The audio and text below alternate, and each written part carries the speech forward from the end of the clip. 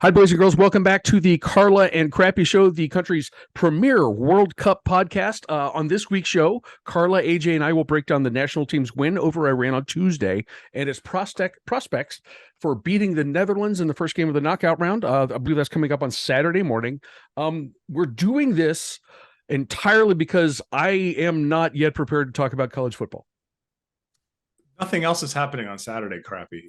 Listen, the real football is happening halfway around the world, as we all know. That's right. It's football time. It's football. Feetball. It should be called feetball. It should be called feetball. I would be less into soccer if it was called feetball, because it's ball with your feet. That's how that works. We're good at naming things, whatever. I think that's the officially the third word that we have coined on the Carla and Crappy Show this season. So joining Mortable and Berted. Yes. Berting or unberting, and now feetball. So yeah, I'm going to get in touch with the Oxford English Dictionary, and we'll see what we can do about making those official. In the meantime, I suppose we have to talk about football, not feetball. There's still plenty of football left to play. How much football is there left to be played? Well, it's Champinchip week. And I was actually going to ask you to refresh our pronunciation on that, because you do that better than anybody. That, of course, is AJ. Hi, that's AJ. Carla is there as well. Hi, Carla. I'm still here. Hello. I'm Crappy. In more ways than one this week. And we'll probably get to that. Guys, I'm going to, as we start off with our look back from last weekend, and I will be upfront. I went to the game in Columbus. I saw absolutely nothing else. So I am basically relying on you, Carla. I know you didn't see a ton either, but I think you're in a better position to kick this off than I am. Okay, I can certainly try. Yeah, I was in Dayton, Ohio with my family. We did a meet in the middle, which was quite lovely. And so my football watching was very sporadic between family activities and three nephews who would much rather watch Kids Bop than football because they're at the right age, right? So we were fighting over control of the television. So that was kind of fun. But what I did see, I saw some interesting like little snippets of things. First off, Thursday night, the Egg Bowl was extra eggy. Sort of like a custard kind of consistency, or like a mega omelet. You got a full dozen 6 egg omelet. Yeah, with ham and I'm not sure where I'm going with that metaphor. I don't know where I'm going with that either. But like that was just like it felt like it was the right game for like after stuffing your face full of turkey. It was just like the perfect game to end that day. Similarly, the NC State Carolina was like the perfect late Friday afternoon game. It was back and forth, like double overtime. Like you didn't have to be like glued to the TV. You could just keep like checking in every once in a while and just see what was going on. It was just perfection for exactly what you need on a Black Friday afternoon. Oregon State's comeback was remarkable. You thought that they were done, and then all of a sudden here they are. Hold on, Carla, we got to talk about that real quick. I would like to point out of delightful stat from that game, because it doesn't make sense. All right, Crappy, I need you to think about this, because you said you didn't watch anything else. I did not. You had a very sad Saturday. I'm sorry that you had that. I appreciate that. But if you were down by 3 touchdowns, what does your offense look like? You're down 31-10 with about 4.5 minutes to go in the third quarter. If I'm down 3 touchdowns, I'm going to say my offense looks like Ohio State's, but I know that's not the point you're driving at. No, see what they did. What Oregon State did was Oregon goes down, gets a field goal, takes it to 34-17. They are doubling up at this point. Okay. And Oregon State says, you know what? Throwing the ball isn't working. And they proceeded to run down Oregon's throat. Yeah. And scored 3 touchdowns in 5 minutes by running the ball. And never looked back. Their defense held and kept it there. If you were to say, by the way, Oregon State had 3 turnovers in this game. The quarterback for Oregon State was 6 of 13 for 60 yards and 2 picks. That's not good.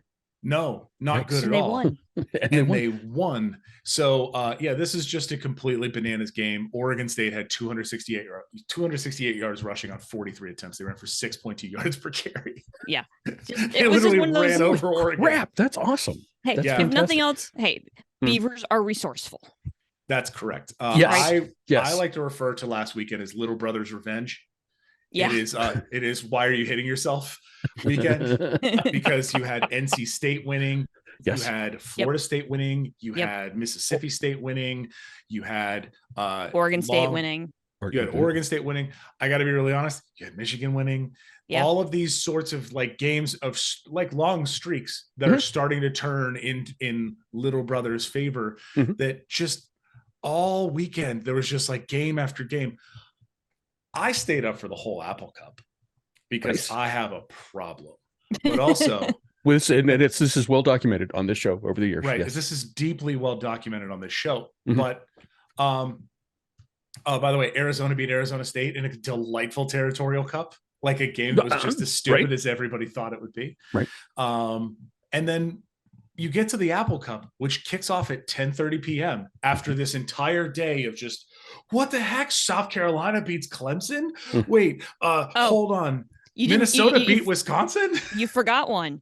Texas A&M beats LSU. There is that. Beat LSU. There is that. By a little bit, by a lot. Yeah. So you get to like the Apple Cup and you're like, okay, I would really like this to, kind of shut it down and I'd like to go to bed. That game was 28-27 at halftime. Each team had 300 yards of offense at halftime. Okay. And by the way, because Oregon lost to Oregon State. Yes. The Apple Cup now had Pac-12 championship implications. Yep. If Washington wins, Utah goes. If Washington State wins, Oregon goes. So all of a sudden, all of the Oregon people on the internet are screaming, go Cougs, because they would like to go. And Washington State keeps it close. This game is 35-33 at the end of the third quarter. And we're all going, oh boy, this game is in Pullman. This game is getting stupid. And Oregon and Washington goes, wait a minute, we're Washington, and mashes the gas and wins 51-33. This game hit 84 points. It was a delight to watch. And congratulations to Utah. Washington sent you to the Pac-12 championship game. Yeah. So just amazing. I had an absolutely delightful Saturday watching all of the dumbest things happen. I went to IKEA too. It was great. Okay. By the way, Washington in the Apple Cup had 700 yards of offense. That is spectacular. That is the epitome of fireworks at at 10:30 p.m. Eastern. Pac-12 after dark. There it is. That is the classic example. Carla, did you have anything else notable from last week? I can hold off on my last comment until we get into games this weekend because it involves a team playing for a title. But okay, AJ, anything to add from last weekend before I launch into my thing? I'm glad to see TCU not have to go to the as Spencer Hall on the Full Cast After Dark called it the magical hat of. Sorry, you got to beep that. But beep, I could do that. That's fine. But I'm glad that they didn't have to resort to their usual hijinks and just absolutely paste at Iowa State. Delightful times. Yeah, very good, very good. As I said, I saw one game and I'm not over it. It's going to take a while. I did want to, and I touched on this just a few minutes ago. But one of two things that I want to bring up about Ohio State, Michigan. We talked earlier in the season, and I believe it was around the time that McCarthy was named starter, that he was following that Harbaugh's following the blueprint that he established and was successful with in San Francisco. And while you can't make really strict comparisons between the skill sets of McCarthy and Colin Kaepernick, Carla, you and I talked about the notion Yeah. that he, in Kaepernick's case, it was Alex Smith. Suddenly, the guy maybe stumbles a little bit, or maybe not, but Harbaugh's found his guy. And he's inserted midseason, and things kind of take off. That didn't happen to the same extent at Michigan this year, but it was clear that Harbaugh found the kind of athletic quarterback that he wanted. And if you have any doubts about that, watch the second half of my game and watch how McCarthy's runs. I mean, it opened up Ohio State's defense like a can of SpaghettiOs. It was when I step back and look, it was a really impressive thing, and I have to give Jimmy credit for that. He has following his plan all along. The other thing that I would say about this game, and Ohio State fans have not reacted well to this. They were not well behaved prior to the game. As a Spencer and I Holly blocked me, so I don't know what she had to say, but I imagine it was entertaining for those of us who don't like Ohio State. I don't think it's time for a change yet, regardless of the torches and pitchforks that exist on the message boards. Ryan, please listen. You're a good recruiter. You're a good coach. If you lose to Michigan 3 years in a row, you're kind of tiptoeing into John Cooper territory, and that's not a place you want to be in Columbus. Just trust me on this. I definitely saw a lot of memes of Ryan, the what is it, the Scooby-Doo meme where he pulls the thing off and it's Ryan Day and it's him pulling it off and it's just a picture of John Cooper. There were a lot of those. There are a lot of this. I will say, Ohio State, you have all of the talent. You are wildly more talented. Show it. Yeah. You are not playing we're going to go out and murder ball you. You are playing scared. And that is the sort of game that here's what got Spencer kind of cooking on this. It was after the Northwestern game. And he said, Ohio State doesn't like being hit. Yeah. They do not like it. And he's like, this is wild because 2020, when they played in the college football playoff against Clemson. Yeah. And he said that was the hardest hitting game I've ever seen in my life. He's like, Ohio State and Clemson were literally out there bludgeoning each other. Yeah. And he's like, this is the sort of game that if you want to go bow up against Michigan, who is going to come at you with crowbars, you got to be prepared for that. You weren't built that way, right? And for the second year in a row, they were not. Ryan Day's, if there is a one-word mantra, since he took over that program, it is toughness. And in the most difficult games, you don't see it. You saw it against Clemson in the game that you referenced. It was absolutely not present last weekend. It was absolutely not present against Michigan a year ago. And that's I think he's got a season to fix it. If he loses a third in a row, I'm not sure that he's going to have any more time after that. I'm interested to see how this kind of goes back to the old Ohio State defenses, where you had effectively what the kind of like thing that people pointed at last year was Ohio State's defense prior to Kerry Coombs and all of that shenaniganry last year, that Ohio State needed a freak edge rusher. They had the Bosa brothers. They had Chase Young. You had this like dude who could single-handedly disrupt offensive lines, passing lanes, passing timing to the point where your secondary didn't have to worry about it, right? When you don't have that, which Ohio State clearly does not right now, your secondary is out on islands. Yes. Because you're trying to play man defense. And that was where they were getting cooked over and over again. There is no Denzel Ward in the lineup this year. No. Yeah. It's that's a great point. And it is clearly a need.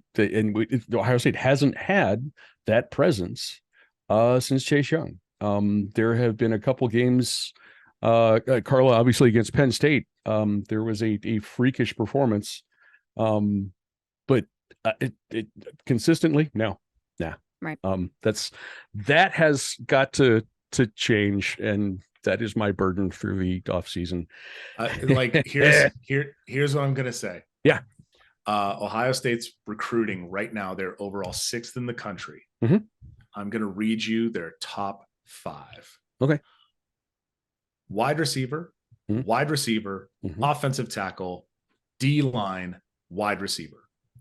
You can have all the receivers in the world. If you cannot stop the other team from scoring 45 friggin' points 2 years in a row, it don't matter what wide receivers you have out there. If I keep going for another 4, I've got cornerback, tight end, safety, offensive lineman. You got no D line in that top 10. One D lineman in the top 10. That is the sort of thing, Ohio State, that's the sort of thing that builds up over time. Ask Florida State about their offensive line. And not recruiting that terribly well. And what ends up happening over time? You have Brian Hartline, who is an absolute menace in offensive talent recruiting. No one is out there doing the same thing for you on the defense, and it's getting your ass kicked in the game. And that, kids, is what's going to get Ryan Day, either Ohio State administrators requesting him to go to the NFL or finding him some new employment, because it's wild to think about the fact that Ryan Day has lost 5 games in the last 3 years. It's completely bananas that he's lost 5. 1, 2, 3, 4, 5. And everybody's like, he's on the hot seat. And in Columbus, it's those 2. They care about one game. It is that 2, those 2. And when you lose that one game and you write your entire season around that one game, nobody cares about Rutgers. No one cares about Indiana. I'm sorry, Carla. No one cares about the Penn State game. I care about Penn State Mike game, but that's just because I live here. Right. But you care. There is one game that Ohio State fans care about, and they care about the Michigan game. They get spooked by the Penn State game. This is the ERC rankings that I came up with earlier in the season. Right? Yes. Penn State's the ERC game. The game irks you. You don't like it, right? Michigan State, I would also argue, for years was an ERC game. It hasn't been recently. It has not for the last couple of years, but yeah. And for a while, a bigger ERC game than the Michigan game was. But the Michigan game has turned around into an actual rivalry. And to be entirely honest, as a mostly partial outside observer, I love it. Well, and it's, I've said this before. The Big Ten needs Michigan to be good. It's like the Pac-12 needs USC to be good. Sorry, exactly. You need your marquee programs to behave like marquee programs, and for a long time, Michigan did not. And boy, it was a lot of fun.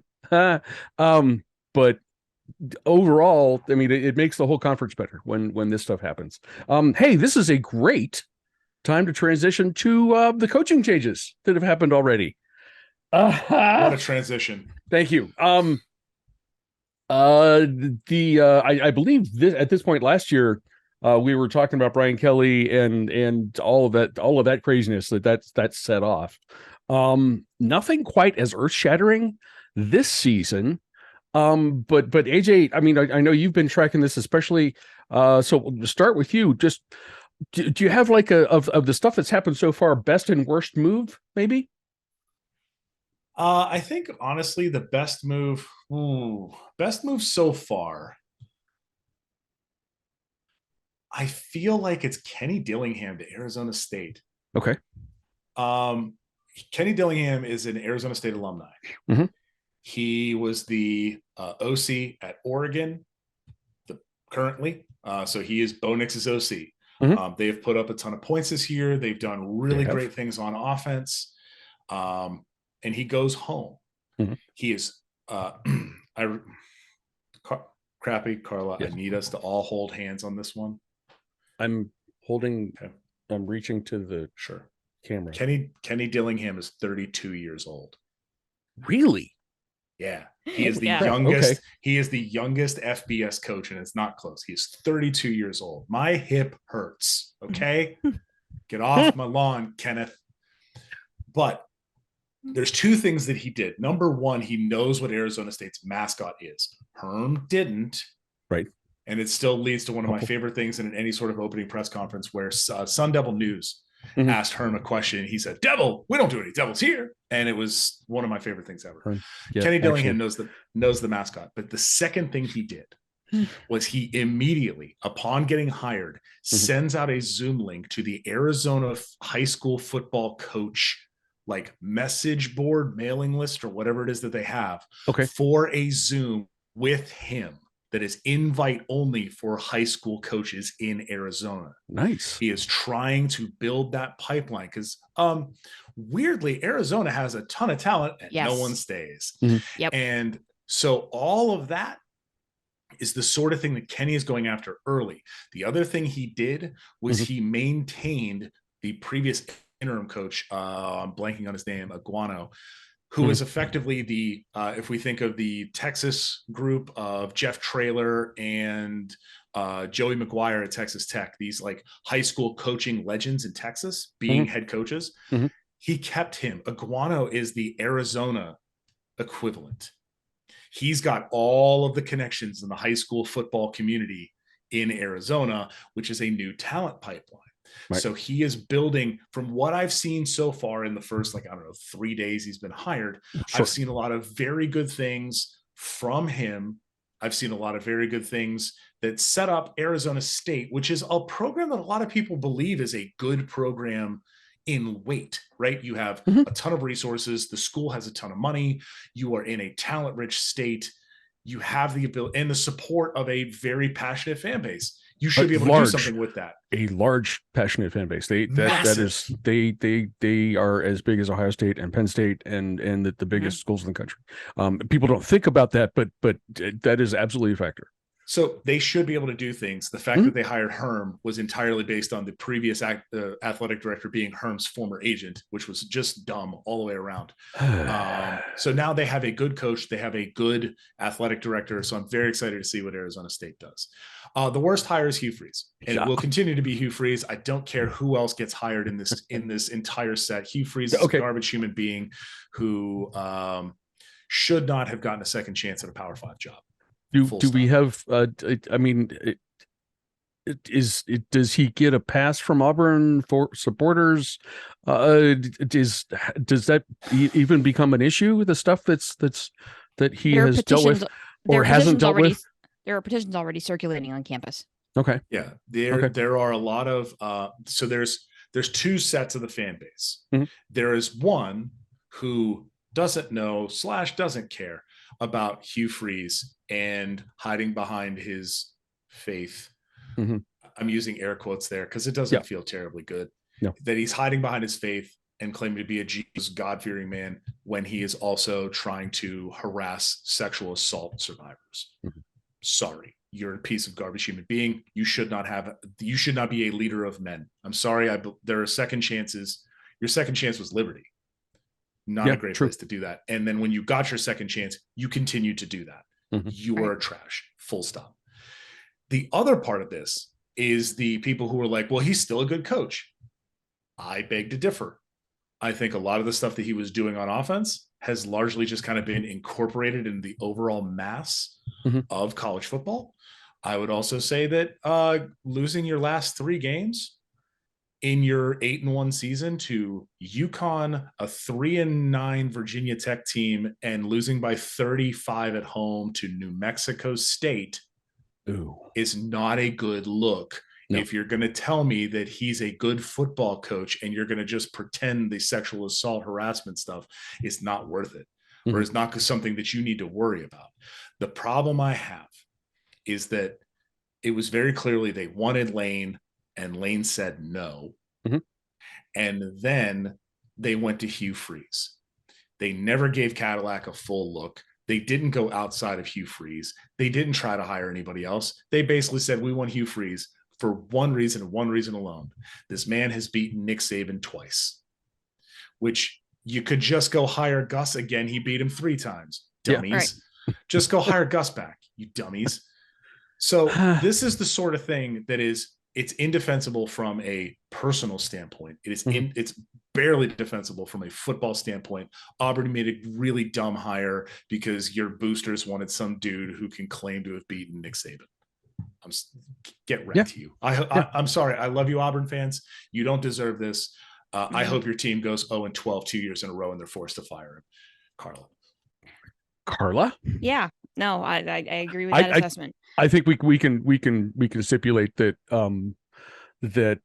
Topping Hugh Freeze at Auburn is as the worst hire this season. I think and it doesn't, like you just said, it doesn't matter what else happens. Yeah, it doesn't matter what else happens during the coaching carousel. That's the worst hire. So best hire, I will say, I don't know if I can assess it yet, but my gut, as news was coming out over the Thanksgiving holidays, as coaches were being named, that when we saw Matt Rule to Nebraska, my husband and I both looked at each other and went, that feels like a fit. And it wasn't necessarily like we had a reason to put our fingers on it, but it was just kind of one of those gut things, right? That was just like, that feels like a fit. Now we caveated that by saying we said the same thing when Scott Frost was hired. So there is that, but that feels, it's one of those things that you just kind of trust your gut on sometimes on those things. That feels like that could work out. And then I thought that was going to be my best. And then Fickle to Wisconsin. That's super intriguing. Super intriguing. I'm glad he went to the Big Ten, even though we're going to be all competing against him. He's a Big Ten coach through and through, and he's meant to be in the Big Ten. And that Wisconsin program, again, feels like a really good fit. So, like, Big Ten coaches right now, I think they're making, at least by gut instinct and on paper, they're making really good hires. Right now, we'll have to see how the rest of the coaching carousel falls out. And I agree with AJ. I think the Arizona State hire is a great hire. When I saw that starting to trickle down, I was like, ooh, that's intriguing. I love it. So other than Auburn just like throwing the rule book out the window, I think all the coach hirings that we've seen so far have been very strategic and make a lot of sense. Yeah, I think the only other one that I kind of want to point out with Matt Rule is I've read his entire contract. It's 5 pages. It's not that hard. It's 9 years. It's a 9-year deal. It is a 9-year deal, but the breakdown on the contract is incredible. I would like to point out something spectacular that Nebraska did, which is that they backloaded the hell out of the money. Okay. Matt Rule in his first year will make $5.5 million. That is less than most of the other coaches in the Big Ten by a long shot. And then it only goes up, I think, to 6, 7, and then 8.5 for his 4th year. But in total, it hits $28 million in the first 4 years. It's a $72 million deal. So there's $44 million in the last 4 years. 5 years. Of the deal. But here's the fun part. The reason why the contract is so backloaded is that Matt Rule has an offset from the Carolina Panthers. Every dollar that Nebraska gives him is money that the Panthers don't have to spend. However, it has to total $34 million in the first 4 years. Nebraska's paying him 28, which means the Panthers are paying $6 million to Matt Rule over those 4 years that Nebraska doesn't have to pay him. Just sensational work by his agent. Number 2, his buyout is very interesting. Most of the time, we have a very distinct schism in coaching contracts. Prior to Jimbo, we have pre-Jimbo and post-Jimbo. Okay, pre-Jimbo, a contract. Jimbo's setting trends somewhere at least. Jimbo is a line of distinction here for a reason. Prior to this, a contract would have a distinct buyout number in it. Your buyout is $15 million, or 2 seasons, or 3 seasons, or whatever, right? And that was a number that was in your contract, and that every message board poster knew off the top of their head whenever they hated their coach what that number was, right? Jimbo changes the game by having a fully guaranteed contract. And that full guarantee isn't like, oh, hey, they just have to pay him in perpetuity forever. It means that if they fire him, his buyout is whatever's left on the contract. And that changes the math deeply, right? That's largely why they can't fire Jimbo now. He's in year 3 of his current deal. And if they wanted to fire him right now, it would be like $70 million. No one's paying him $70 million to leave. Not even Texas money. No. The price of the barrels are down. Okay. It's true. If you ever want to notice if you want to know how hot the seat is for Jimbo, just go look up the price of the barrel of West Texas crude. That's generally how you do it. But post that, there's a lot of new fully guaranteed deals. Hi, James Franklin. Hey, Mel Tucker. Brian Kelly got you paid. Congratulations. Yes. But those contracts are now more and more common. And being able to say that this deal is fully guaranteed is the thing. So you saw a lot of reporting about how Matt Rule's contract is 90% guaranteed. And then I read the buyout language. It's not 90% guaranteed. His buyout is basically, what is his monthly check at the time of firing, multiplied by the number of months remaining, and then 90% of that number, which is not a guaranteed deal. So there's actually a healthy, but still relatively simple buyout in his contract. The other piece of this contract is what happens in 4 years. When would that would be after,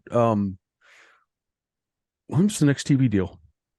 No, that is when the Big Ten money hits. Okay. Is when the $100 billion Brinks truck pulls up to the Nebraska football facility, which is beautiful, by the way. Go look that up.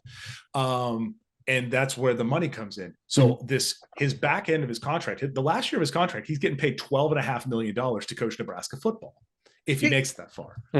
So there's huge numbers there, but it's when the big TV money comes in. So they don't have to pay him huge money now. They pay him huge money when the TV money shows up. He gets paid partially by the Panthers so that his salary is generally even with what it was before he left for the NFL. Everybody wins. Great work by his agent in Nebraska. I do also agree. I think it's a great fit. If there's anything that he has in my brain, is he has the potential to Saban here, where he was pretty good before leaving for the NFL. The NFL did not work for him, and he comes back to a program in deep need of help that has had a large history of success. Stop me if this sounds familiar. Do I think he's going to go win 7 rings? No, absolutely not. But do I think that he has the potential to come in and do the same thing he did at Temple and Baylor? Yes. Yep. And I think that is a huge thing. This is a big win for Nebraska. I think this was their guy. The guy that a lot of people thought was going to go to Nebraska or Wisconsin, Lance Leipold, he's staying at Kansas. Good for him. Yes. Willie Fritz, not going to Georgia Tech. Willie Fritz is staying at Tulane. So all great things. I think there's a lot more even keelness to this coaching cycle. I don't see any big ones necessarily getting poached. Since the big name programs have already kind of done their hires now. My thought on the coaching changes, Luke, come home. Just come home, or be ready to come home. Maybe. Just saying. We have games. In spite of my reluctance to discuss college football, there are a mess of championship football games on Friday and Saturday, and we are going to discuss each and every one, because this is a overdose weekend. Let the whole thing wash over you like a green wave. You see what I did there? I see what you did there. Friday, we see it. We love it. Thank you. On Friday at 7:30 on CBSSN, the Network of Champions. It is the CUSA Championship to be played in the Alamodome, North Texas. The Mean Green versus Meep. Meep is favored by 8.5. The AJ Fun Index is a truly fun 68.5 points. Carla, what do you think? So I saw Meep in person, right? Saw Meep in person earlier this year, and it said at that point, after watching them in person, that it was tough to describe their offense. It's not tempo, it's methodical, it's intentional. They know when to put their foot on the gas when they need to, right? Frank Harris just knows how to run that offense really, really well and avoid the mistakes. He has more than 3,500 yards a season, just 7 picks. This is not the juggernaut Meep that we've seen in years past. Right. It's a little bit different here. They're not putting up a bunch of points. They're not putting up a boatload of points. They're winning close games. After they lost early to Houston and Texas, they've run the table in the CUSA. They've already beaten North Texas once. That makes me a little nervous, right? Because beating a team twice in the same year Rematches is tough to do. Mm-hmm. But I feel like Meep has very similar characteristics to TCU. We've said all season TCU just knows how to win. Yeah. And that's what Meep has done consistently all season. They've been in close games, they've been in tight games, they've throttled teams, but Meep knows how to win, playing in the Alamodome on a fast track. Just don't try to deliver a pizza there. Meep all the way. Don't. Carla's never gonna forget that. I'm never gonna let that go. That was 10 years ago. Hey, 10 years ago. If you would like to hear this story, please go listen to previous episodes of the Carla and Crappy Show in which the Alamodome is mentioned. I'm gonna have to look that up. I'm sure I can find that in notes. AJ, what do you think about this?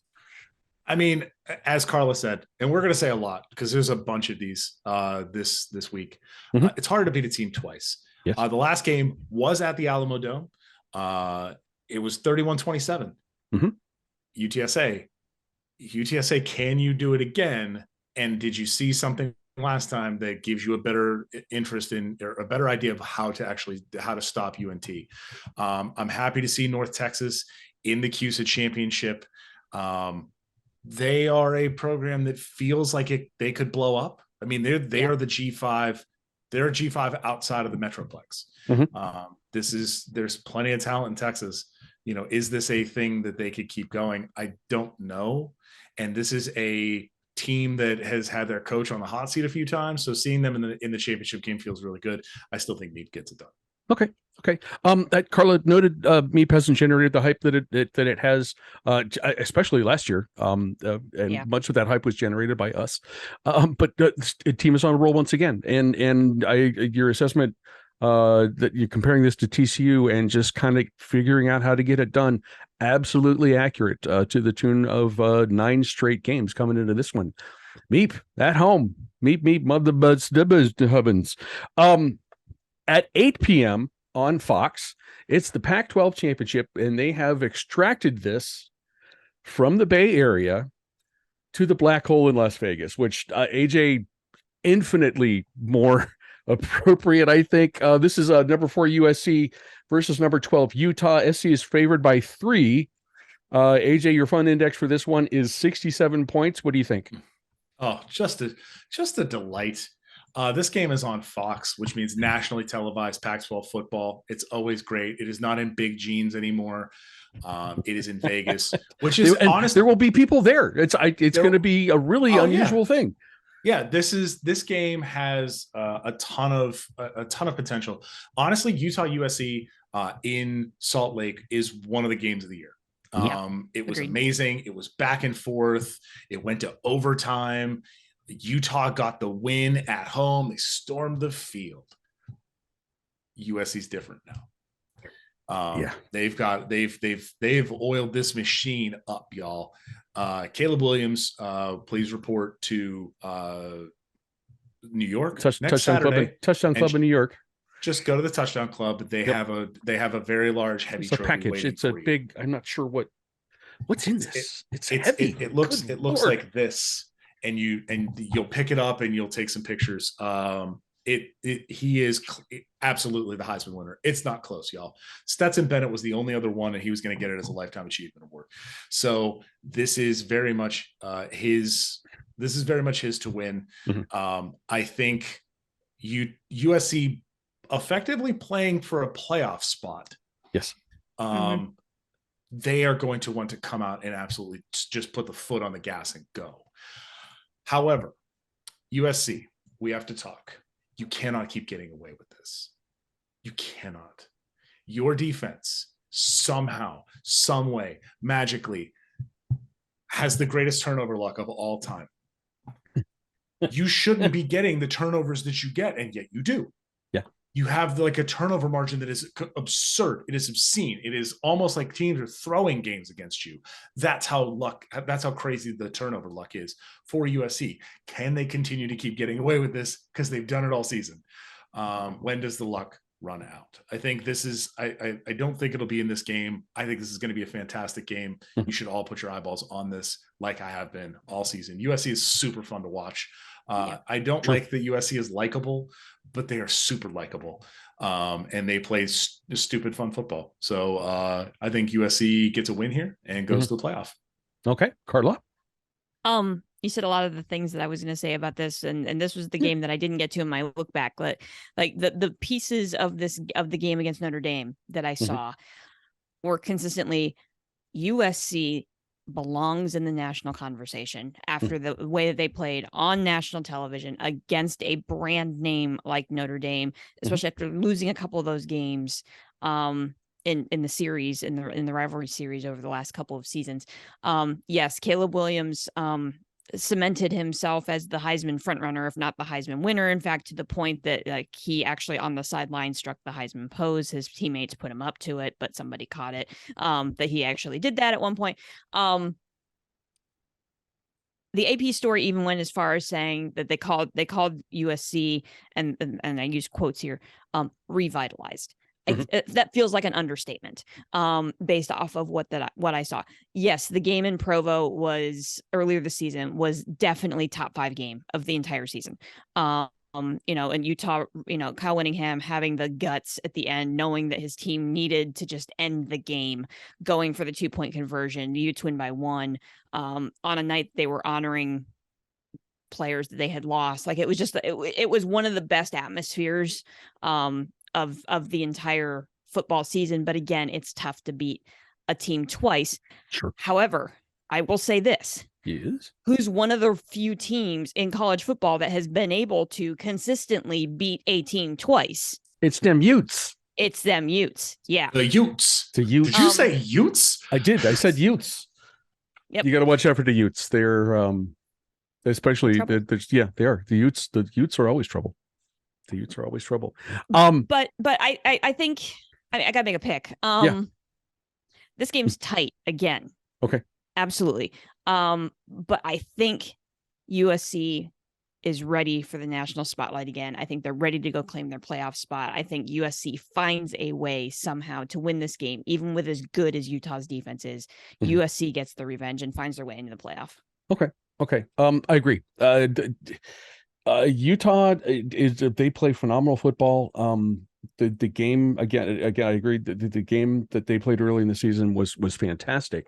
And I was an SC skeptic for about the first half of the season. Just ridiculously talented on the edges. Maybe not as tough as you'd want to see up the middle in the lines, but since then, this feels like a team that is meant to be back where Southern Cal was, and the thing about repeating may or may not have a bearing on this. Utah has some experience in that area, but I think Southern Cal wins this one and claims its spot in the playoff for the first time in however long that is. Those are the Friday games. We switch you now to noon on Saturday on ABC, the Big 12 Champinchip, also known as the Purple Bowl in Jerry World. Carla got her wish. Number 10 Kansas State versus number 3 TCU. The Horny Toads are favored by 2.5. And the AJ Fun Index is a respectably fun 62. Carla, tell us about the Purple Bowl. Yes, we got our purple title game. Thank you, Jesus. It's a strength on strength matchup, though, right? We've got the number 1 scoring offense in TCU against the number 1 scoring defense in the conference in Kansas State. In the first meeting between the two teams, TCU needed a second half comeback. Stop me if you've heard that before, right? Hello. That's been the Horny Toads mojo all season long. On the Power Cat side, Will Howard, who was QB2, will remain QB1 for this game. Because Adrian Martinez has been battling some injuries. However, Kansas City Star today is reporting that Chris Kleeman is optimistic that Adrian Martinez will be available for this game. And today, I would point out that today equals Tuesday as we're taping on our normal day. Yeah. That he will be available for this game to be used in, quote, a package or something. That's fun. That's really fun. You mean, excuse me, hold on. You mean a Wildcat package? Hey! These jokes write themselves. It's just like literally right there, just off the. I would like to point out that we're having thunderstorms in Nashville as you're doing that, and you said that, and literally there was a bolt of lightning like right outside my window, and I totally did that on purpose. I'm sorry. That was perfect. Okay. It's going to be worth watching. We knew this game's going to be worth watching anyways. These are the top two teams. They've been the top two teams in the Big 12 all season long. TCU just knows how to win. I love Kansas State. They've been my team since I was managing the Big 12 sites. I love the Power Cats, but TCU is going to win this football game. Okay. AJ, Power Cats or Horny Toads? Sorry, you just threw me off there, but Power Cat Horny Toad. Hey, kids, if you're ever looking for a new long password for some sort of super secure thing, you should use Power Cat Horny Toad. I agree. I agree. Honestly, like TCU's having a season, y'all. Yeah. I'm very interested to see how this game plays out, just in terms of the fact that last time these two teams played, Adrian Martinez was very clearly the quarterback. TCU got the second half comeback and came back to win. Will Howard is a much better passer than Adrian Martinez. Surprise, shock, awe. He has thrown almost 60 fewer times with the same completion rate and the same yardage and double the touchdowns. Okay. Will Howard is a passing threat that they did not have to see in the earlier game. At the same time, he has 21 carries for 67 yards. Adrian Martinez had 98 carries for 700 yards. Adrian Martinez runs the dang ball, and that is what made him the threat that he was. So I think that is a difference for TCU. I think TCU can step up. I think they have the ability to slow down what Kansas State is doing. I do, though, expect Chris Kleeman to throw the kitchen sink at trying to beat TCU and win the conference, which would be huge for Kansas State of all teams.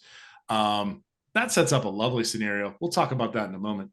I do think TCU gets the win, though.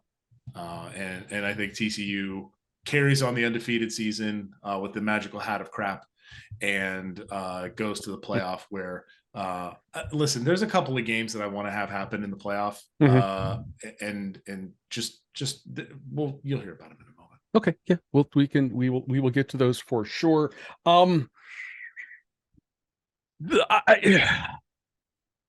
There is the possibility, if with an upset in the Pac-12 championship or the Big 12 championship, that Ohio State could get into the playoff. They are ranked 5th in the rankings that came out tonight. I'm the Ohio State fans, as delusional as we can be, are excited about that. Ari Wasserman wrote a piece about that, how Georgia was the other loser of the Ohio State-Michigan game, because if one of these teams, if SC or TCU were to gag on Saturday or Friday and Ohio State has to go gets in and would play Georgia, that he is speculating that Georgia is going to have a hard time with that. Doubt. Sure. Okay. I have a way dumber scenario in mind. Well, let me finish going, and I will let me finish this. Let me finish this. Out of the bag. The thing that's going to happen is number one, and we'll discuss this later. You don't want to play Georgia in a game that matters. You don't. And that includes my Buckeyes. Number two. TCU. Again, I at some point earlier in the season, I said I'm not going to pick against Kansas State until they give me a reason to pick against them, and I think they went out and lost to TCU like the following week. And I've transferred that to TCU, and they have not disappointed me. Say it over and over again. Carla said it. I'm going to say it. They know how to win. Even with Martinez available in packages or something. TCU is gonna win the Purple Bowl, and Ohio State's gonna go to the Rose Bowl and probably struggle with Utah again at noon. Also, this game is on ESPN. This, folks, is for the top action of the year. It's at Ford Field in Detroit. My Ohio University Bobcats versus Toledo. The Rockets are favored by 1.5 points. The AJ Fun Index is an appropriately Midwestern 55 points. I'm going first. I would like you to I would want to introduce you to CJ Harris. He was the understudy to OU quarterback Curtis Rourke, who was the likely Mid-American Conference offensive MVP until he blew a knee against Ball State. CJ isn't going to blow anybody away with his arm. Respectable, but I think like in the game, in the clinching game against Bowling Green, he was like 10 for 21, 200 yards, a touchdown, no picks. Not awful, but it's fine. The thing that he did against Bowling Green that Curtis kind of does, but didn't really need to, is his rushing. And I wrote that Frank Solich would have loved this kid's legs. And then I thought, well, Frank Solich recruited him. So yeah, probably. He rushed for 65 yards against Bowling Green, at 4 touchdowns in that game. So maybe BG was a little perplexed by this, have not seen this guy. Toledo has tape on him now. We'll be better prepared. It ain't gonna matter. The Bobcats, on CJ Harris's legs, are going to win their first MAC title since I was 2 years old in 1968. Carla, what do you think about this one? And if you pick Toledo, you're wrong. Sorry. So here's where I landed. CJ Harris played remarkably well. It was fantastic game, actually. Yes. Against Bowling Green. Toledo has the max top passing defense and scoring defense. So it's going to have to be Harris's legs that win this game, because you're going to go up against. Funny how that works out. Bowling Green's defense is not Toledo's. Okay. It's just not at the same level. Because of that, my head in this game says Toledo. My heart says Ohio, because I really want Ohio to win this game. I've got too many allegiances to Ohio that I really want Ohio to win. But if Rourke was playing in this game, I would be Ohio 100%. Okay, that's fair. That's fair. But it's going to be a really tight game. But I think Toledo. But go Bobcats, please. AJ, are you going to pick this game incorrectly as well? I guess. All right. So here's the deal. Yes. The MAC plays at weird times. A weird time that I don't watch football, and so I have not watched a single bit of action this year. Okay. I think my concern here is that Toledo is a more talented team. They are the most talented team in the MAC. Matt Candle does not seem to know what to do with that. You're 7-5. You're 5-3 in the conference, my guy. Your offense is largely fine. You're playing very stout defense. Ohio State's passing defense is not great. But it doesn't look like neither is OU's, actually. Yeah, I would say that Toledo does not exactly have the Rockets to take advantage of that. Hey, thank you. These guys, jokes are free. It is unbelievable what we're doing right here. Free. You know what? Go ahead. Go get them, Bobcats. Go get yourself a conference championship and go to you're playing at Ford Field, and then you can go back to Ford Field for a bowl game. It'll be fine. How is it that OU beats Miami and we're planning to play in Detroit twice and Miami's going to the Bahamas? Right. What the hell is that about? Because they planned better. I don't know. Which they were that is absolutely the reputation of the two schools. And probably accurate. So listen, you guys tried really, really hard, and you got a free trip to Detroit, and they were like, and maybe two. And man, I'm just gonna go ahead and hang out. Wait, I can go to the Bahamas? Cool. And then they go. And that's how this works. Ask Rick Stockstill, life coach Rick Stockstill. He's right there. Carla can talk to him. She could like IM him or something. I'm sure whatever like teams they got in Mississippi.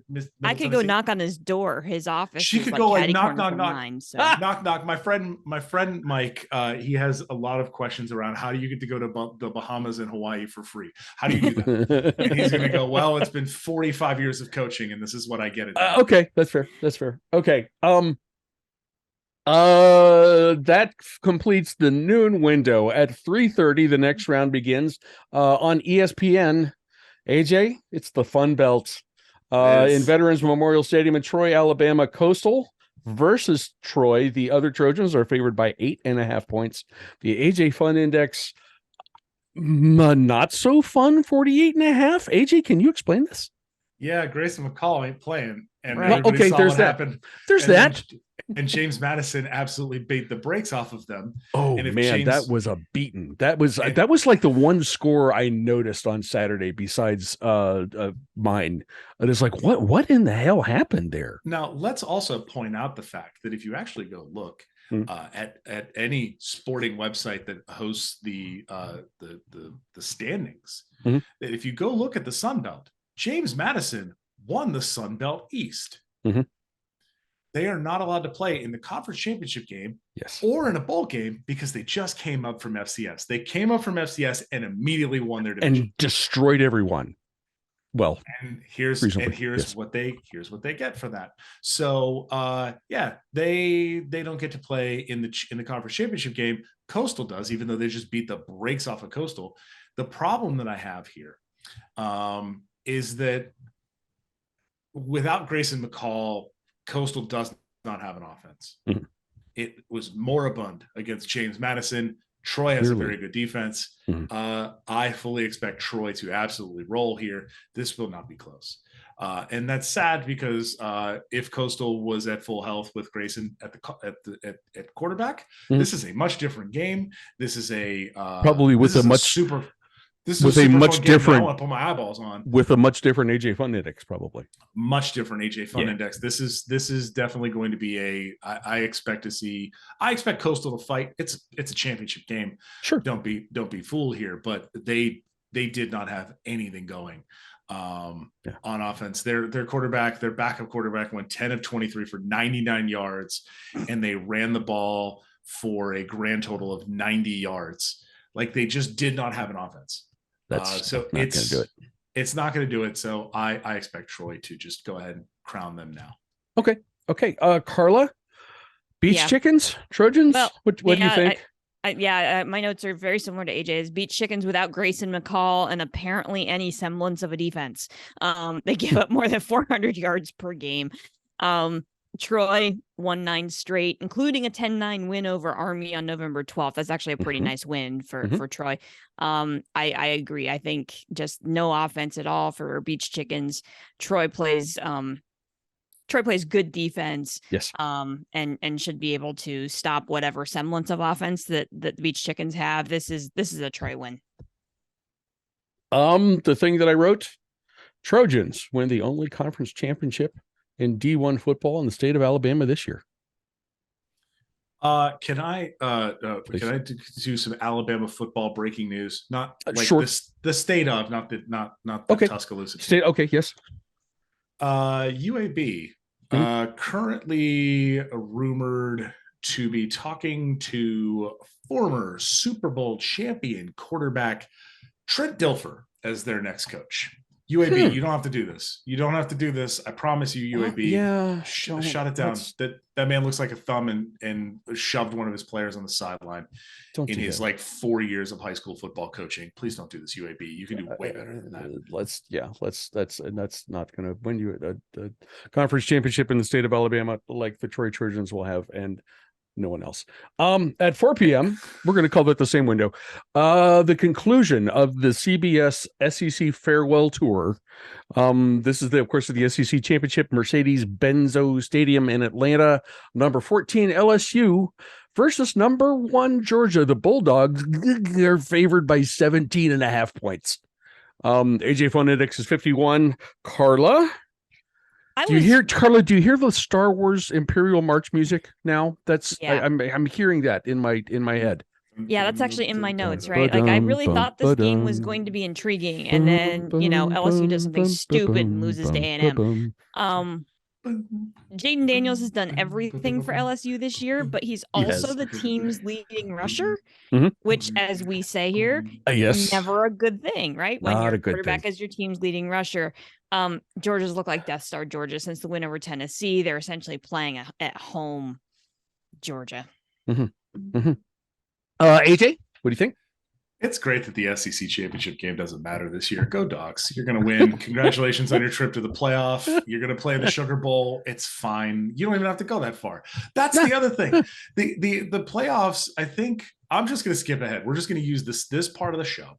Okay. To just go ahead and skip forward to it's the Chick-fil-A Peach Bowl in Atlanta. Right. Congratulations, Georgia. You're going back. Like, you don't even have to go that far. They're like, okay, cool. We're just going to go ahead, hop in the Tahoe. We're going to drive down 85 and pull into Atlanta. We're going to beat the brakes off of LSU because LSU, great job.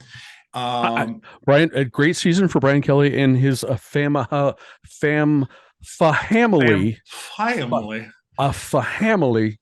Vipers. And have a good time at the Citrus Bowl. Enjoy your time in Atlanta. It will be brief. Yeah. And then you get to go home. And then Georgia's going to go home. They're going to just rest for a month and then take another drive down 85 in the Tahoe to the Peach Bowl. And then they're done. This isn't hard for them. No. Right. And I don't necessarily think that this is anything that Georgia even needs to think about or worry about. And by the way, even if Georgia loses, doesn't matter. They're in the playoff. They don't. True. It doesn't matter. I just you can point, you can say, but the Kentucky game, and they've looked kind of and it doesn't matter. I mean, the games that where it's mattered, where Kirby says, okay, fellas, I need your attention this week, and the team goes, okay, and that's when the Star Wars Imperial March starts playing, and you want no part of that. Yeah, Georgia easily. It's going to be another beaten. In the same window, 4 p.m. on ABC, the American Champinchip in Yeoman Stadium in New Orleans. I actually had to look up. I'm like, Yeoman, which is Yeoman? That's a cool little building. Just kind of looking at Google Images, and of course the green wave on the 50 is spectacular. This game is number 22 UCF versus number 18 Tulane, which that's why we're in Yeoman Stadium. The Wave is favored by 3.5 points. The AJ Fun Index is 56.5. AJ, you want to take this one first? What do you think? I'm interested to see how UCF Tulane goes the second time around, because they played this game and this was game day game. Or at least I think it should have been this should have been the game. Mm-hmm. I do think that Tulane seems to have figured out, oh, hey, we got to play defense. Because they played much better defense. Right. I truly thought, as I said last week, that their defense was going to be a liability against Cincinnati, and it wasn't. They actually shut Cincinnati down largely throughout that game. UCF looked suspect against USF last week and almost lost that game and required one of the best catches I've seen in a while to win the game. So what did USF figure out with UCF? Was it just Weibel week and we just had to deal with the fact that, hey, the records go out the window because there's just pure hate and stupid happens? Or was this an actual USF found a vent port in the Death Star? We're going to keep that metaphor going and figured out a way to actually slow down UCF, or just say, screw it, we're not going to play defense. We're just going to try and keep up and score more. Mm-hmm. I'm very interested to see. This is now for the championship at Tulane. Tulane has the potential to win a conference championship for the first time in 80 years, something like that. They haven't won anything since the 40s. So I was not 2 years old for that one. And if they win, they are currently slotted for the Cotton Bowl against Carla's Penn State Nittany Lions. Because if there's ever been a 1942 bowl game, it's the Cotton Bowl, where the Sugar Barons from Tulane meet up with the Farm Boys from Penn State. This is just a very 1941 game. Penn State actually has to leave now to take the train because it's going to take them 12 days to get down to Dallas for the game, so they can practice or whatever. AJ, you have to do the rest of the show in that voice. I can't. I can't. Okay, I probably could, but no, we'll work on that. Maybe that's another segment we can do sometime.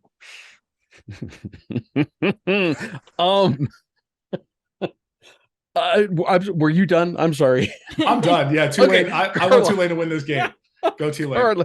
Carla. See, AJ took my thunder here because I was going to say I'm taking a different approach to the analysis of this game because as it stands right now, my Nittany Lions are scheduled to essentially play the winner of this game in the Cotton Bowl. So I'm looking at this knowing that I'm looking at potentially two opponents, right? Mm-hmm.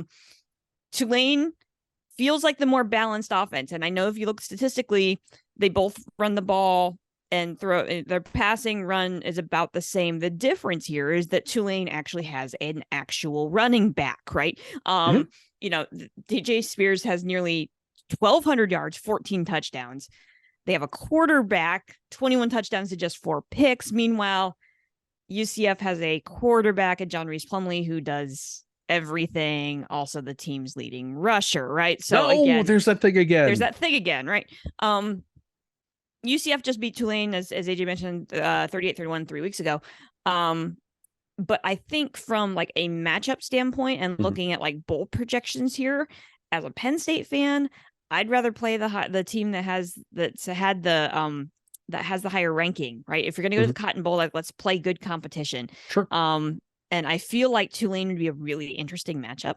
I agree that it does feel like a 1940s bowl game, a Cotton Bowl versus Penn State and Tulane. That's great. I love it. I hope they do like throwback T-shirts. Please, God, somebody call home field now.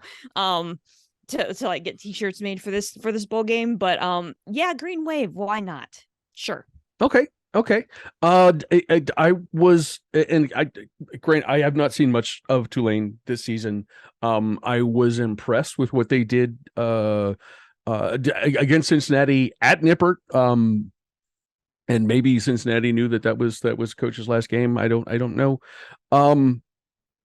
UCF is you know, they are what they are, but at the end of the season, you know, with the loss to Navy and struggling to put away USF, I'm just like I see teams kind of heading in different directions, and you can't beat the Green Wave logo. You cannot. So I'm going with the Green Wave to win this game. And we'll see what they can do with Penn State in the Cotton Bowl. At 4 p.m. on Fox, on the blue turf, the Mountain West Champinchip, Albertson Stadium, Fresno State versus Boise State. Boise's favored by 3. The AJ Fun Index is a 54. Carla, what do you think here? Oh wow, you're making me go first. Okay, I'm making you go first. So Boise's got the second best defense in the Mountain West. To steal AJ's phrase, late night god Jake Haener is back. And very, very, very much back. Since returning from his injury, he's got a nearly 75% completion rate for more than 1,500 yards and 13 touchdowns. Like that's just in the last month. Thank you very much. Many are making the case that he should be the offensive player of the year in the Mountain West, despite missing 4 games, because everybody said that, you know, when you looked at Fresno's offense without him, completely different offense. Not good. And not good, not in a good way. So I saw at least 2 outlets today saying that Haener should be offensive player of the year in the conference. Boise flattened Fresno early in October, but that's while Haener was out. This is the first real matchup between these two teams as they currently stand. What the heck? I know this game's on the blue turf, but I think I like Fresno here. I think this is like Haener riding off into the sunset. I'll take Fresno. Okay. Now we need like cowboy music, like the West Wing opening theme. Not like that. Something more celebratory. But AJ, what do you? I'll try to come up with music while you think about this game. So, one, this is prior to the bowl game. This is Jake Haener's like last shot at glory. He is a 5th-year senior. I think he might have one more year of eligibility thanks to COVID. But I do think this is his last game in a Fresno State uniform. And at that point, he would be like 32 years old, right? I mean, yeah, probably. Yeah. He is. I fully agree. He is the offensive player of the year in the Mountain West. It's not even close. Name me another one. Like I can't even name another offensive player in the Mountain West, and I watch a lot of Mountain West football. You can't. It's the late night god Jake Haener. It is fully insane to watch him play. They also have a very good running back, Jordan Mims. who can actually run the ball. So it's not just Jake Haener back there throwing 70 times a game. He actually has a running back he can hand the ball to that can go put, points on the board. So I think Fresno comes in with the better offense. Mm-hmm. Boise has done a lot to figure out an offense over the last 5 to 6 games. Boise put away Wyoming last week. Yeah. And then this past week, I forget who Boise played Wyoming, or not Wyoming. Crap, they played Wyoming the week before that. I'm losing my mind on where Boise played. It was blue. But in this sort of, I think this game being locked in, they've been doing a lot of scouting on each other. Mm-hmm. This should be a banger of a game. I'm very excited for this game. I think there's going to be some points in this game. It's on the blue turf. You should actually watch this. Yes. In fact, you know what? Just looking at the schedule, we don't even have to look that hard at the schedule.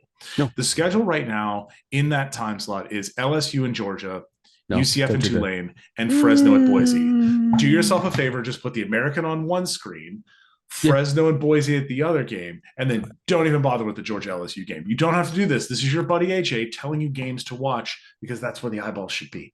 Okay? And AJ is absolutely right in this respect. Yeah. You also don't have to watch the coast. You also don't have to watch the Coastal Troy game. I love you, Sunbelt football. You don't need to do that. Here are the 2 games that you need to put your eyeballs on. If you have 2 screens, that's what they go on. Give me the Bulldogs to win. Okay. I've always felt that there is magic in that blue turf, in Boise's home building. But in the Mountain West this year, the real magic has been with Fresno, undefeated since getting waxed by Boise on October 8th.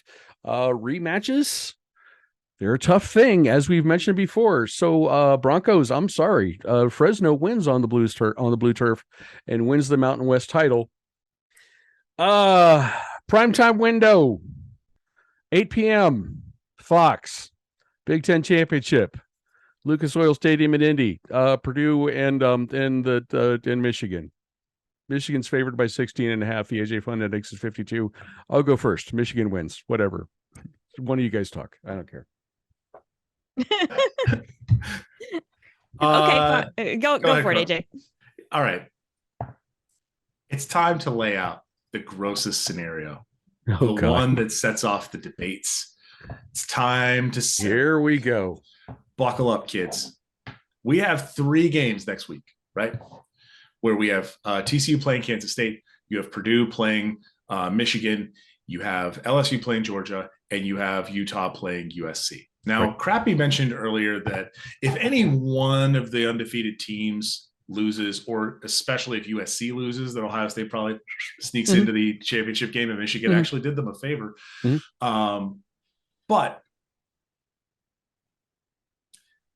think about this. Georgia's going to win. I'm not worried about Georgia. No, not at all. But imagine Kansas State wins. And imagine Purdue wins. And imagine USC wins. In fact, imagine LSU magically pulls a rabbit out of a hat and beats Georgia. Jesus. Now you have 5 one-loss teams, and only one of them is a conference champion. You want to set off some debates? Here's your debates. Because I'm just going to throw this out there. Michigan, one-loss Michigan, lost to 9-3 Purdue. Ohio's one loss is to a 12-1 Michigan team. Resume-wise, Ohio State has a better resume. Yeah, it's true. What a delightful thought. Hey, TCU, you lost to a 9-3 Kansas State team. Ohio State lost to a 12-1 Michigan team.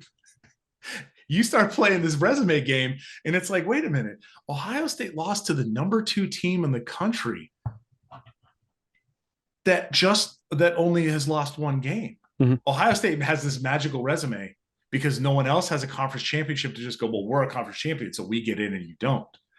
And now you have the discourse. Also, if you would like to see the Dallas Metroplex absolutely lose their minds, I'm just going to put out there that if Kansas State beats TCU and the committee is choosing between a one-loss TCU team and a one-loss Ohio State team, and neither one is a conference champion, and they put Ohio State in because they lost to a undefeated Michigan team, and TCU lost to Kansas State and TCU gets left out of the playoff instead of Ohio State, they're going to go to whatever airport hotel that the CFP committee is in, and they're going to burn it down because TCU still, to this day, hates the daylights out of the Buckeyes for making the playoff in the first incantation because of the TCU Baylor game. They still hate them.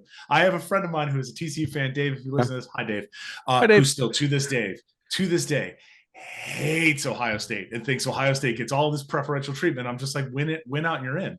Yeah, there's nothing to worry about here. There is that, Dave. Win out and we've talked about we've talked about the stuff that can happen, and it will never be an official reason for making those choices. But programs like Ohio State, Notre Dame, USC, name brands, kids, name brands. TV eyeballs. That's going to tip a decision in one direction or another. And I'm sorry, Horny Toads. I'm on record as saying Ohio State probably doesn't deserve to be there. But if that's the choice, that's what's going to happen. That's what's going to happen. All I'm going to say is Purdue.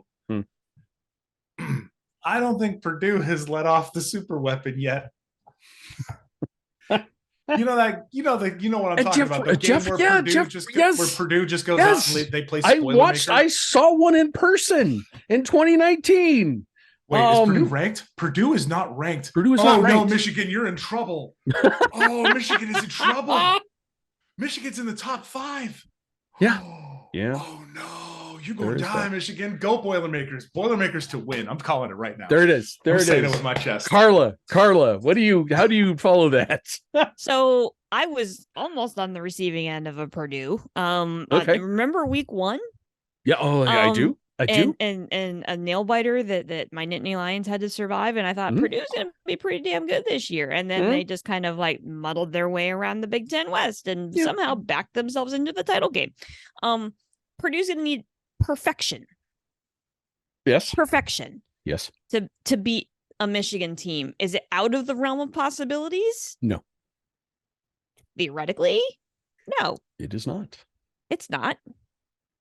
I don't think it's going to happen, but it would make things interesting, but to say the least, it's not going to happen. Okay. This is a Michigan win.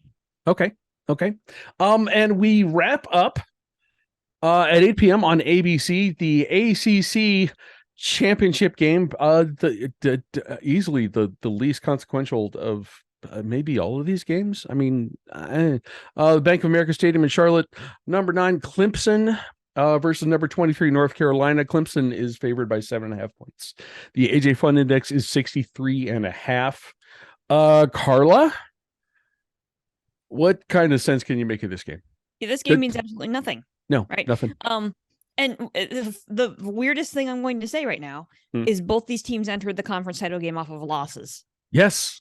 Yes. That feels weird to say. I think Clemson's defense is the difference here, right? Like Carolina doesn't play defense much.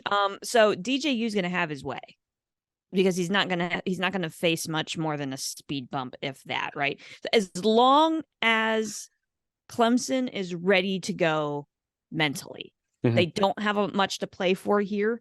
Will the motivation be there? Right. Other than they're playing for conference title, but it's not going to impact. They're not going to make the playoff if they win this game. It might improve their bowl. Like they're going to get a trophy for winning the ACC. That's the only thing they're playing for here. Is that enough motivation for a name, quote unquote, name brand like Clemson? Right. Or is this one that Carolina can sneak in and win? But Carolina has lost 2 straight. They're not trending great right now. I think this is Tigers win. So I'll take Clemson here. Okay. AJ? I would just like Clemson to win. This game does not matter. Neither of these teams is going to make the playoffs. No one's letting in a 2-loss team, and they're going to put a 2-loss Bama in before they put in literally anybody else. Yes. If Clemson wins, they are the ACC champions. Yes. The ACC champion goes to what game?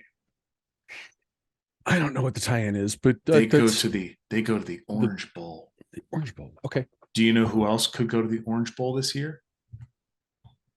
It's Tennessee. we could have the orangest bowl possible. Yeah. Okay. I want Clemson, Tennessee in the Orange Bowl. I want the orangest bowl. And you'd have to call it the orangest bowl. You would have to call it the orangest bowl. There's no way to not go. There's no way to not look at the Orange Bowl with Clemson and Tennessee and not call it the orangest bowl. Mm-hmm. Mm-hmm. This is how this works. I'm on board. If anybody anybody wants to know, like, Crappy, I've told Crappy this a number of times. This is why I enjoy the whole sport, because when the thing that happens that makes your own personal rooting interests sad, there's plenty of other dumb stuff to go look for. Absolutely. Like Clemson and Tennessee in the orangest bowl. That's why. I was prepared. I have a quarter right here on my desk. If you're not watching, I am holding the quarter up for the camera. You can't see that on the here. You can hear that. It's a quarter. I was going to flip the coin, and that was how I was going to pick this game. No longer, I am picking Clemson, and hoping that Tennessee and for the Orangest Bowl, because that would be the greatest thing ever, or close to it. Would we have to break Bowlapalooza rules to allow a discussion of the Orangest Bowl? That is something we will consider. I think that might have to come under consideration. That is something we would have to think about. If it comes to fruition, I kind of think yes. I kind of do. Boys and girls, like it's a group discussion though. Sure. Yes, it would be. It would be amongst everybody. We will talk amongst ourselves. Boys and girls, you can hear the Carla and Crappy Show on Apple Podcasts, Spotify, Google, and a variety of other podcasting hosts. You can watch us and see my quarter on YouTube and on the show's Facebook page. If you like us, please subscribe, rate, and review. If you don't, mind your own damn business.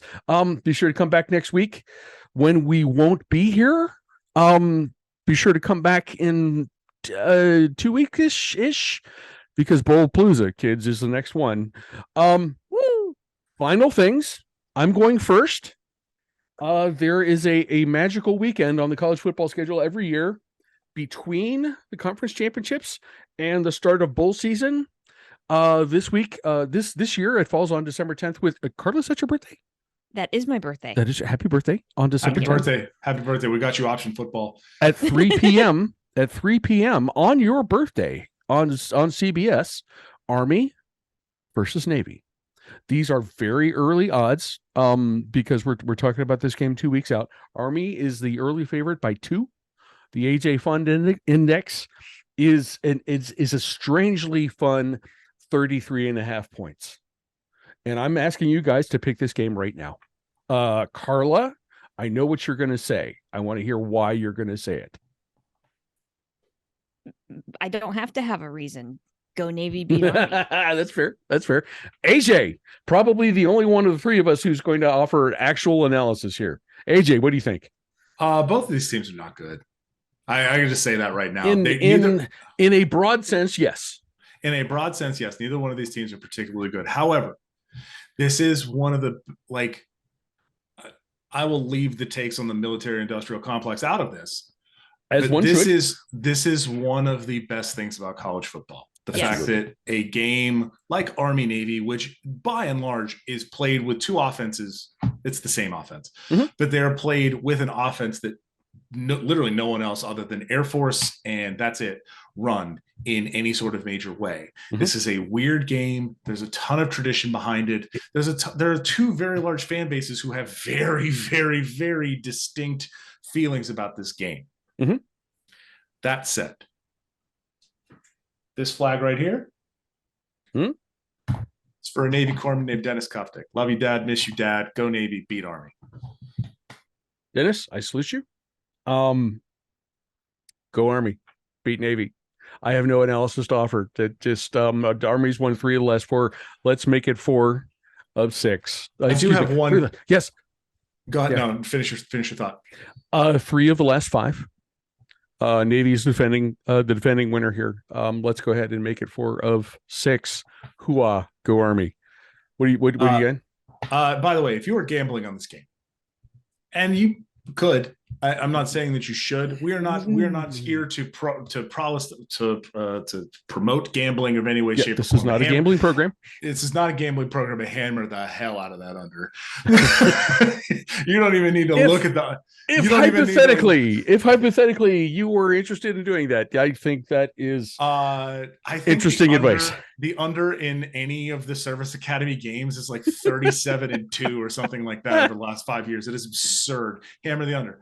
They cannot set the under low enough, kids. This is a 14-10 ass game every year, right? Totally true. Especially if it's snowing.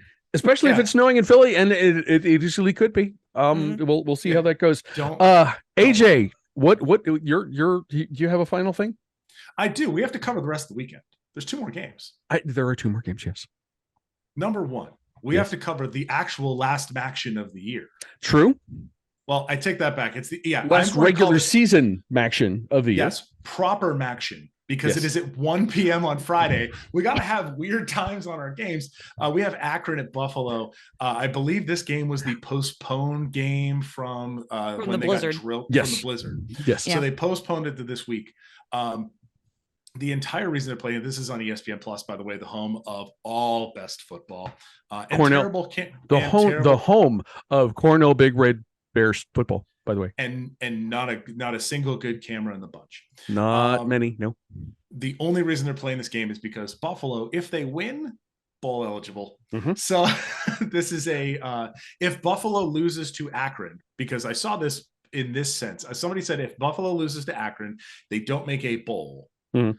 Then there are other teams lined up to on APR, and I was like, wait, what do you mean if Buffalo loses to Akron? Didn't the season end? And then I looked it up, and this is played at 1 p.m. on Friday. That's very fun. Also for bowl eligibility. Yes. Valparaiso football. Yes, that's cool. The one that did the basketball. Yes. They are playing New Mexico State at 3 p.m. on Saturday. I was hoping you were going to bring this up because I have absolutely nothing to say about this game just because I have no idea. Yeah. By the way, New Mexico State's probably going to win. They just beat Liberty by 30. They're Sure. probably going to win this game, right? Okay. And because this is an FCS team, they can use it in bowl eligibility to get bowl eligible. This game is a reschedule, or at least a reschedule sort of thing, to make up for the game that was postponed after San Jose State had to postpone their game against New Mexico State when they tragically lost a player to an accident on campus. Okay. So New Mexico State scheduled Valparaiso to play one more game to try and get bowl eligible to make their way to probably the New Mexico Bowl. And yeah, so good for New Mexico, good for Valparaiso for getting some televised love here. So yeah, there's 2 more games that are on your television. You mentioned the New Mexicans winning that game. Do you have a pick for the final regular season action? Buffalo. Yeah, Buffalo. I would agree. Carla, yeah, they have been. Carla, your final thing? Things? Very quick final things? Sure. First of all, because we didn't cover the full playoff rankings, because as everybody says, they don't mean anything until we get through the championship games. Sure. But I would like to point out that Penn State is now firmly in the top 10, sitting at number 8. Thank you very much. Nice work. I'd love having 3 Big Ten teams in the top 10. In the top 10, and that was a nice convincing win over Michigan State to bring home the glorious land grant trophy. Would you still say, given Michigan's performance on Saturday, would you still say Penn State is the best team in the conference right now? No. Okay.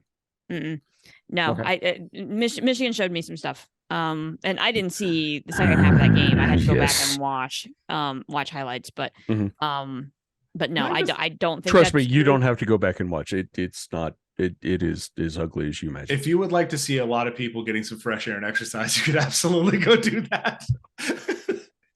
Anyhow, one last quick thing, because bowl announcements are starting to come out, and I forgot to grab my flowered lei from my office to where I will have one for Bowlapalooza, because you better believe we're going to talk about this damn bowl game. Middle Tennessee State going to Hawaii to play San Diego State on Christmas Eve in the Hawaii Bowl. It does not get any better. AJ, what's the name of that stadium? That is the Clarence T.C. Ching Athletics Complex. Damn, what's the capacity now? Full 15. No, I take that back. I think it's 9,600. And okay, I was wondering if they got to 10 or not. 15,000 is the actual FPS minimum. That is spectacular. Carla, I assume I'm just going to put you down for that game for Bowlapalooza right now. Yep. Okay, absolutely. That's fair. As we have referenced several times, folks, we won't have a regularly scheduled game next weekend or next week. Sometime prior to the 16th, I believe, which is the first bowl game on the schedule. Somewhere in there, Bowlapalooza will magically appear. We will invite a cast of thousands. The show will probably be like 5 or 6 hours. It's going to be awesome. AJ is going to do the whole show in his 40s voice. So he's got like 10 days to rehearse that. Welcome to Bowlapalooza. Maybe from Radio City Music Hall. If we can just get you to do the intro, that would be it's RKO Radio Pictures. Yeah, so the regular season, with the exception of the 2 games that AJ referenced, I warned you about this, guys, a couple weeks ago. It's coming to a close, but the great part is we're getting down to the fun stuff. Whether you're a fan of games that matter or you're just a fan of fun, there is plenty of stuff for you this weekend, and we will be back in 2-ish weeks. To tell you about all the bowl season fun things that you should be paying attention to. Spoiler alert. Yes. Spoiler alert. Yes. You might want to go stock up on some Cheez-Its. Because you're probably going to need them. Just all I'm going to say here. The cheese. All I'm going to say is that you should also make yourself familiar with all of the various bowls. Mm-hmm. Some of them have new sponsors that are very funny, which we're not going to get into the names now. We're not going to get into the names now. No. But there are various things that are out there that you should go look at. That I think will be very fun. Folks, and AJ makes a good point. You want to brush up if you're going to keep up with Bowlapalooza. You have to do your own research. You do. You do. Whew. It's going to be fun championship week. This is a fun show. AJ, Carla, thank you guys. This has been awesome. Once again, cheers to everybody. I make noise so you show up on the camera. AJ. Hey. There you go, Carla. Cheers. Carla, you didn't make enough noise. There. Cheers. Cheers. I'm going to stop talking now, Carla. Cheers. There she is. Hi. We got all 3 of us. Thank you to you guys for a great season, for helping me out when things got a little hairy off camera in Pittsburgh. Thank you guys, the folks who are watching and listening, for making this possible and following along all season. The fun's just beginning, kids. So make sure you come back for Bowlapalooza, and we will see you back here in soon. It'll be very soon, I promise. Cheers, everyone. Enjoy championship week. We will talk to you for Bowlapalooza.